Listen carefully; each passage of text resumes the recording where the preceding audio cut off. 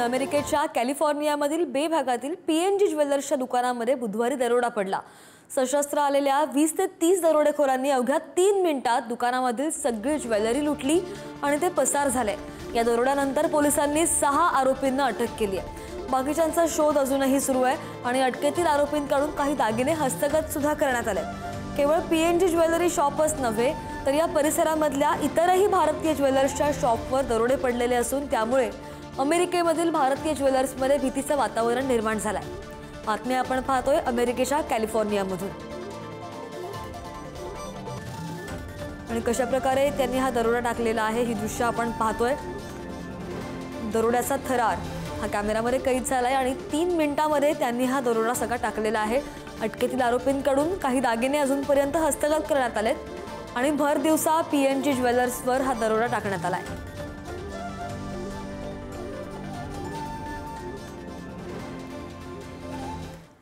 दरम्यान अमेरिकेच्या कॅलिफोर्नियामधील याच पीएनजी ज्वेलर्सच्या व्यवस्थापकीय मॅनेजरने घटनेचा थरार पुढारी न्यूजशी बोलताना कथन केलाय। त्यांच्या शब्दात ऐकूयात पीएनजी ज्वेलर्सच्या दुकानातील दरोड्याचा थरार। तुम्ही त्याला होतात, तुम्ही दरोडा पडला त्यावेळेला?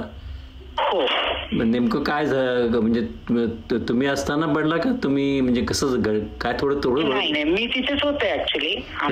थोडं नेमकं कसं घडलं सांगाल का जरा प्लीज? कारण काय झालं ते डायरेक्ट लोक एकदम 25 ते 30 लोक डायरेक्टली आतमध्ये आले ऍक्च्युअली। कारण we have a very good security इथे। पण त्यांनी फर्स्ट डोअर मॅश केलं, त्याच्यानंतर त्यांनी सेकंड डोअर परत मॅश केलं आणि विदिन लाईक 3 मिनिटाच्या आतमध्ये 2.5 मिनिटामध्ये ते सगळेजण straight away in and out process होती ऍक्च्युली ते।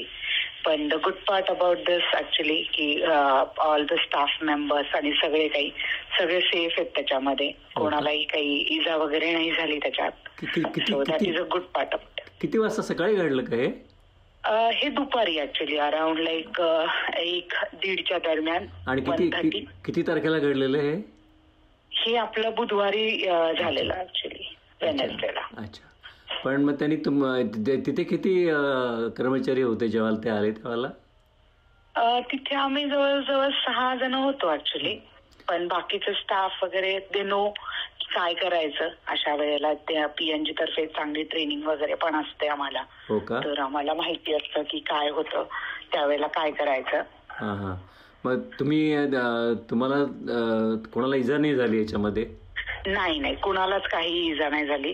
That is very very important. आणि त्याला प्रतिकार पण करायचा असतो त्यावेळेला, असं काही आहे? नाही, तो तर बिलकुलच नसतो ऍक्च्युली।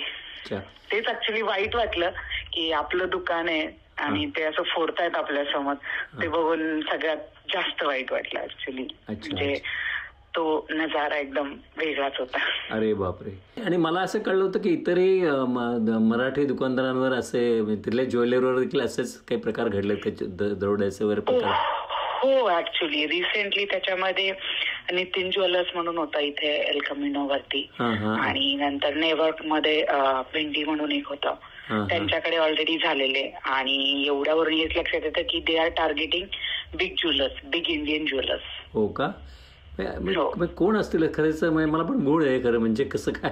हो ना, आम्हालाही जाणून घ्यायचं ऍक्च्युली की काय आणि कोण आणि कुठून आणि कशासाठी एवढं हे करतात। व्हेरी वेल प्लॅन्ड ऍक्च्युली। हे असं वाटतंय सगळं काही बघून आहे ना, टोटल वाटतंय it is very well planned सगळं काही। आणि ते गाड्या घेऊन आले असतील मला वाटतं?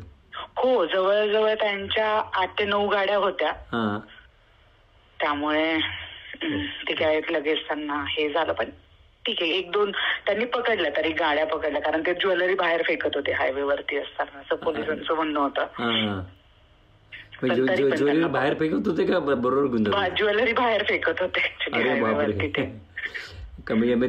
तिथे त्यांना कोणीतरी त्यांचे हे असतील, साथीदार असतील त्यांच्यामध्ये? हो तेच ना, अजून पुढे किती असतील आपल्याला माहित नाही त्यांचं काय।